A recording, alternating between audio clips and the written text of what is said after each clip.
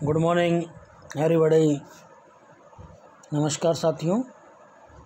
राजकीय स्नातकोत्तर महाविद्यालय 12 से मैं डॉक्टर राकेश वर्मा राजनीति विज्ञान विभाग में आप सभी का इस ऑनलाइन क्लासेस में स्वागत करता हूं।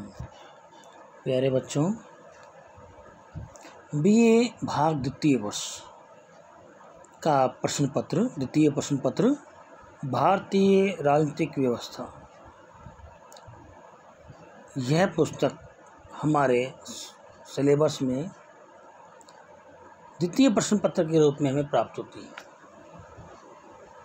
इसमें दिए गए सभी अध्याय हमारे भारतीय संविधान के अध्यायों से निर्मित हैं। हमारे मूल संविधान में जो व्यवस्थाएं दी गई हैं उसका हमें अध्ययन करना अति आवश्यक होता है।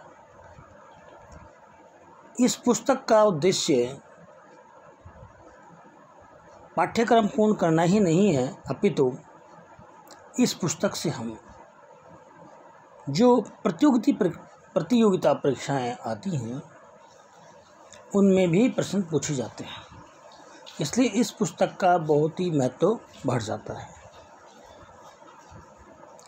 इस पुस्तक में जो अध्याय दिए गए हैं उन अध्यायों में हमारी शासन व्यवस्थाओं का अध्ययन हमें करवाया जाता है। इसी कड़ी में आज हम जब इस अध्याय में न्यायपालिका के बारे में बात कर रहे हैं, न्यायपालिका का एक जो पार्ट होता है वो है न्यायिक सक्रियता। हम न्यायपालिका को जानते हैं कि न्यायपालिका के कार्य क्या होते हैं। पिछले कुछ अध्यायों में हमने इस बारे में अध्ययन किया था। आज हम न्यायपालिका का जो एक न्यायिक सक्रियता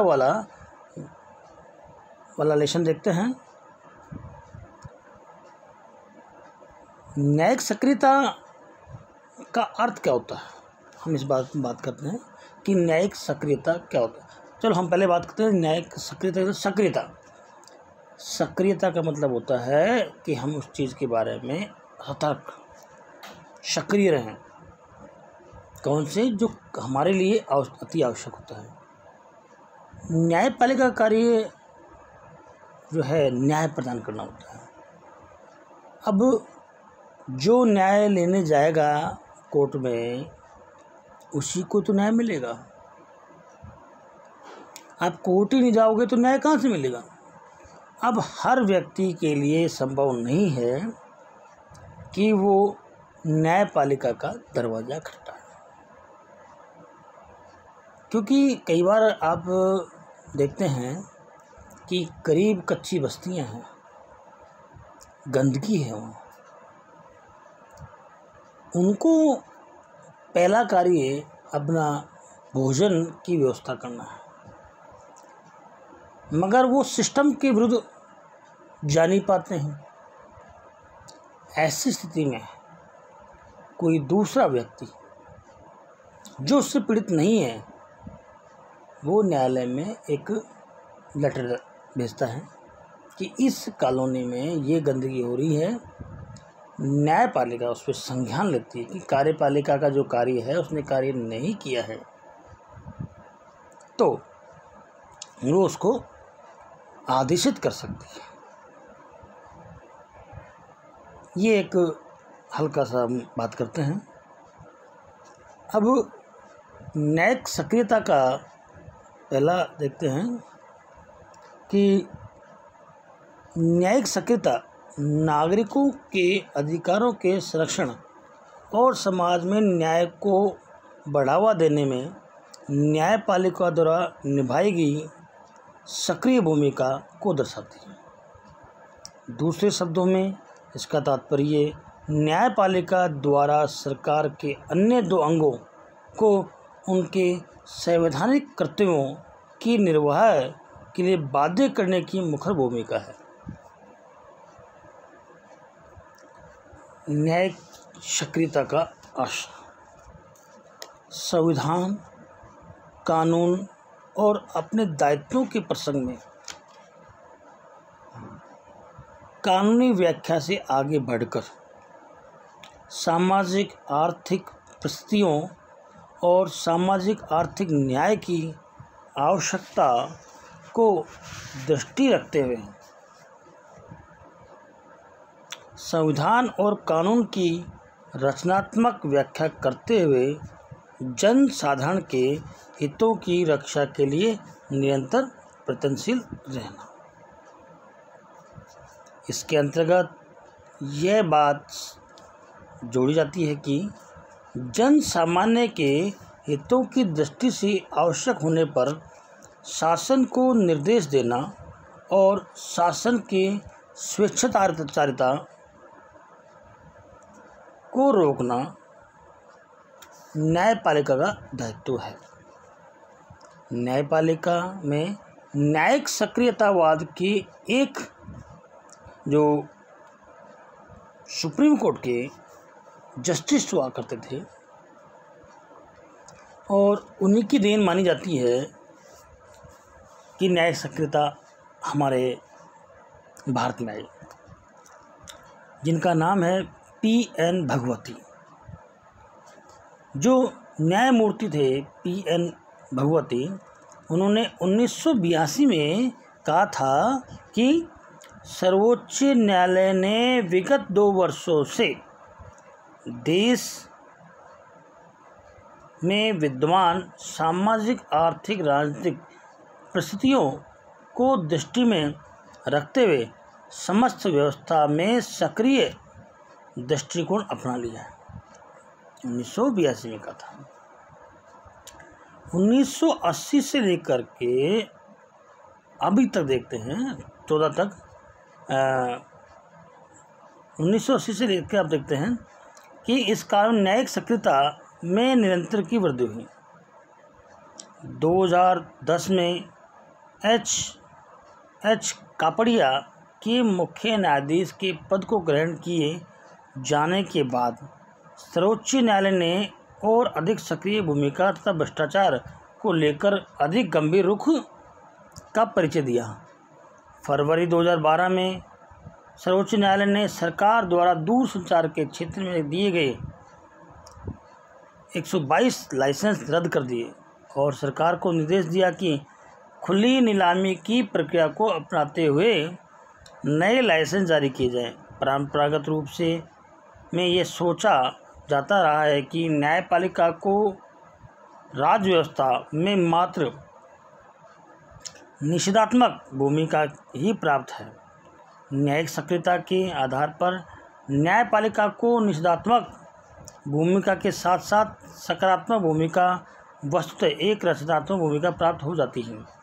इसी आधार पर कुछ विद्वान ये कहते हैं कि न्यायिक सक्रियता के स्थान पर न्यायिक रचनात्मकता या न्यायपालिका की रचनात्मक भूमिका का प्रयोग किया जाना चाहिए। न्याय की परंपरागत अवधारणा के बारे में बात करते हैं। न्यायिक सक्रियता की अवधारणा संयुक्त राज्य अमेरिका में उत्पन्न हुई थी और विकसित भी वहीं हुई। यह शब्द पहली बार 1947 में एक अमेरिकी इतिहासकार और एजुकेटर आर्थर स्लेसिंगर जूनियर द्वारा गढ़ा गया था।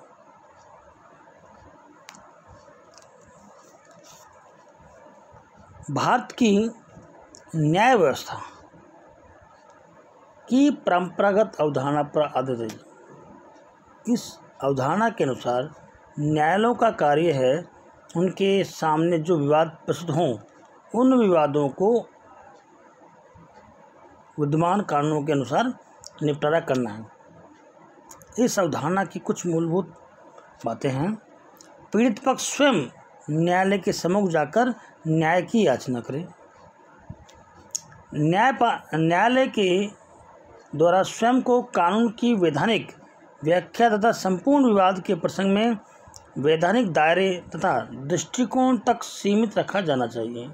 यह धारणा इस विचार पर आधारित है कि आर्थिक सामाजिक न्याय का दायित्व उन प्रतिनिधियों की संस्था संसद का है और आर्थिक सामाजिक न्याय सामान्यतः न्यायालयों के क्षेत्राधिकार में नहीं आता है।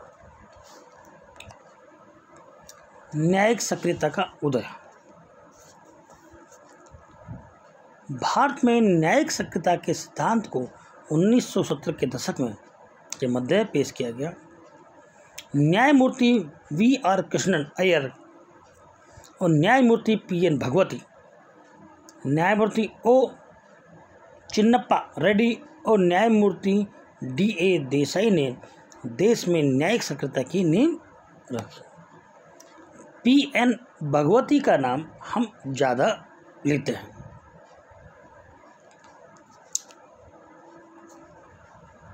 भारतीय संविधान द्वारा भारत में लोकतांत्रिक व्यवस्था को अपनाया है, हम जानते हैं इस चीज़ को।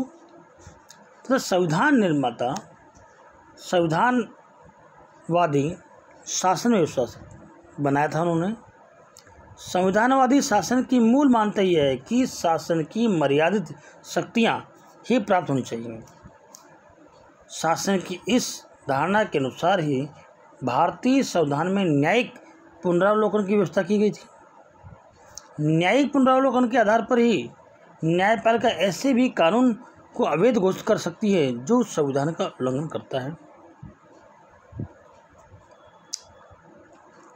इसमें न्यायिक पुनरावलोकन की व्यवस्था को मानने पर कानून निर्माण पर रोक लगाने का प्रावधान तो है ही। न्यायिक सक्रियता न्यायपालिका को कर्तव्य पालन की दिशा में प्रवृत्त करने या मनमाना आचरण करने से रोकने का साधन भी है। न्यायिक सक्रियता न्यायिक पुनरावलोकन की शक्ति का ही विस्तार माना जाता है।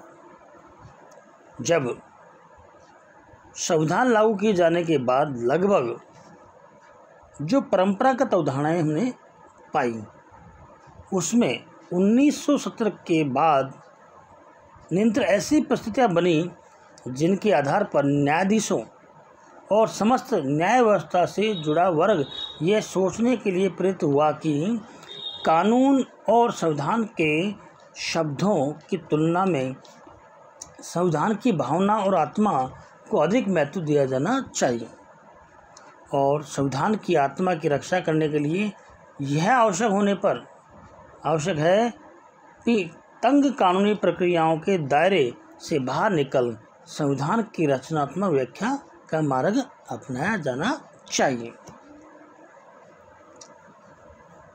अमेरिका में जो है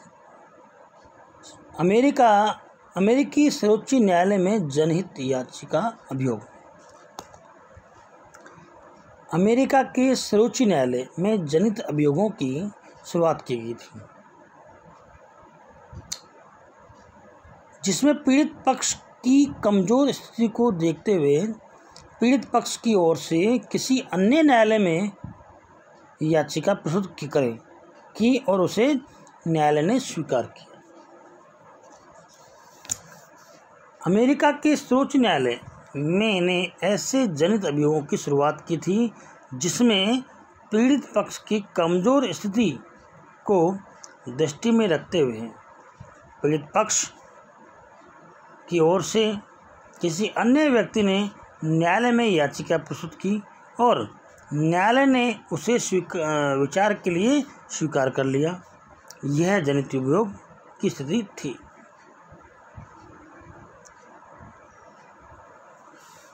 राजनेताओं के आचरण में गिरावट।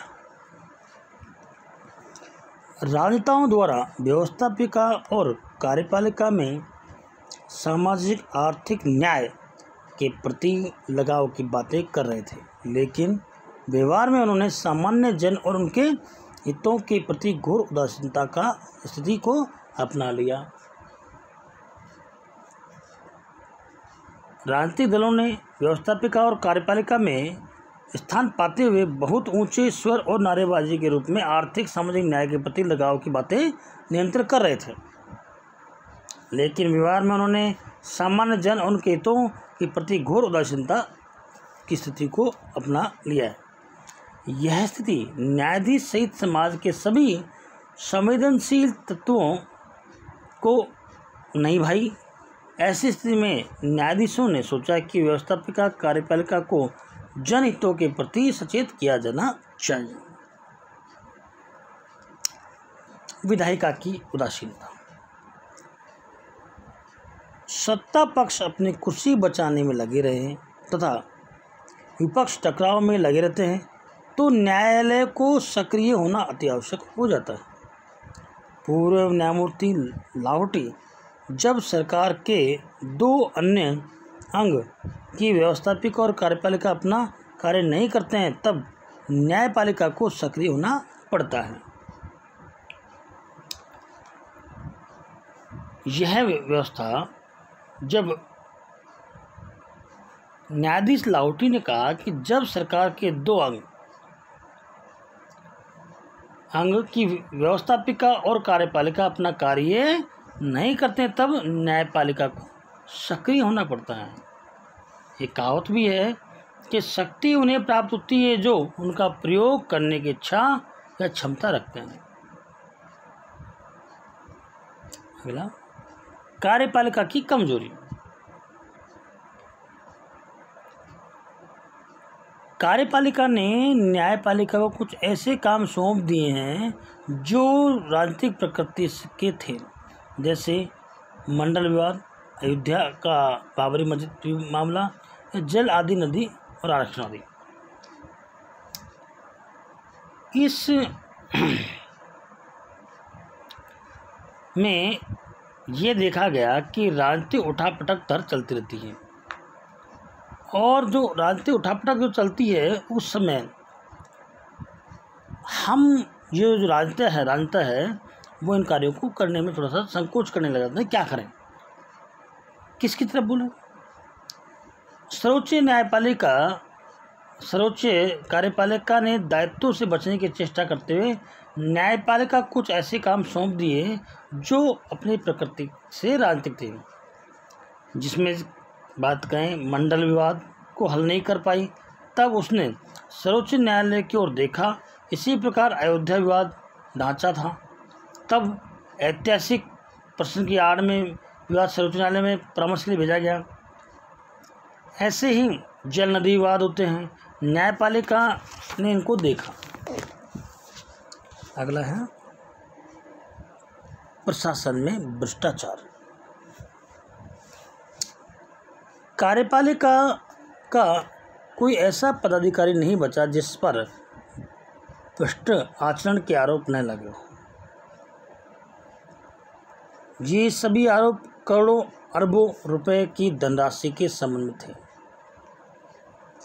दूसरी ओर महामारियों की रोकथाम का प्रश्न हो या पर्यावरण की रक्षा अथवा कानून व्यवस्था का प्रश्न, कार्यपालिका सभी मामलों में घोर आक्रामकता का परिचय दे रही थी। ऐसी स्थिति में न्यायालयों, सर्वोच्च न्यायालय और उच्च न्यायालयों ने जरूर समझा कि कार्यपालिका को ऐसी कर्तव्य पालन के लिए निर्देशित किए जाएं। प्रारंभ में न्यायिक सक्रियता को सर्वोच्च न्यायालय द्वारा अपनाया गया था।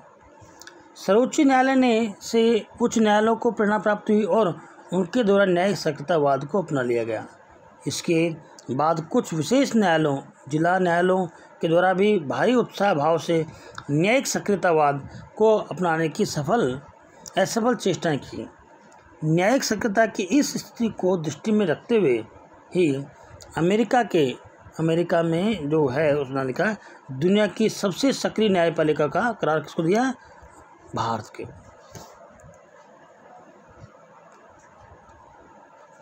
इस प्रकार हमने आज न्यायिक सक्रियता की बात की। न्यायिक सक्रियता में सबसे महत्वपूर्ण बात यह है, इसका उदय हम अमेरिका में मानते हैं। उसके बाद भारत में न्यायिक सक्रियता को तो बहुत ही अच्छी तरह अपनाया। न्यायमूर्ति PN भगवती ने इस कार्य में बहुत जोर लगाया कि न्यायिक सक्रियता भारत में बंद है। न्यायिक सक्रियता को हम न्यायिक रचनात्मकता भी कह सकते हैं, क्योंकि जो कार्य इन्होंने किए हैं उन कार्यों को देखते हैं तो यह लगता है कि यह अति आवश्यक हो जाता है। इस क्लास में, कक्षा में इतना ही। सभी का इस ऑनलाइन क्लासेस से अध्ययन करने के लिए धन्यवाद। कोरोना महामारी से बचाव ही सुरक्षा है। सुरक्षित रहें और अपने आप को सेफ रखें। सभी का धन्यवाद। Thanks of all.